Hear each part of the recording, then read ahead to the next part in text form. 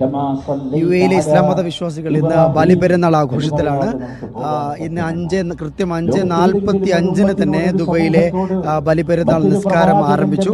ബലിപെരുന്നാൾ നിസ്കാരം ആരംഭിച്ച ശേഷമുള്ള പ്രഭാഷണമാണ് ഇപ്പോൾ ഇവിടെ നടന്നുകൊണ്ടിരിക്കുന്നത്. നമ്മളിപ്പോൾ ദുബൈ അൽക്കൂസിലെ അൽമനാർ ഗ്രൗണ്ടിലാണ്.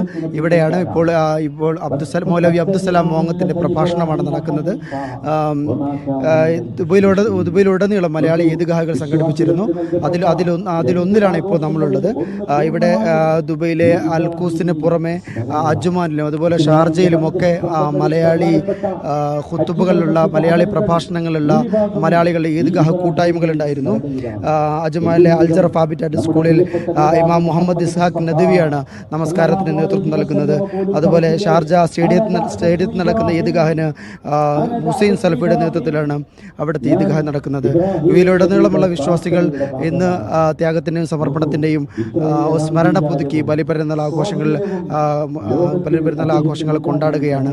ഈ ബലിപെരുന്നാൾ ആഘോഷത്തിൽ ഇന്ന് വെള്ളിയാഴ്ച ആയതുകൊണ്ട് തന്നെ ഈ നമസ്കാരത്തിന് ശേഷം ജുമ്മയുടെ കൂട്ട നമസ്കാരവുമുണ്ട്.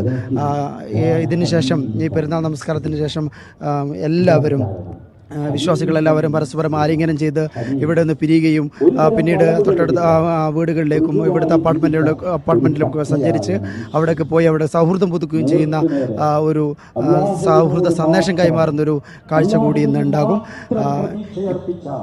അള്ളാഹുവിനോട് മാത്രം അപേക്ഷിച്ച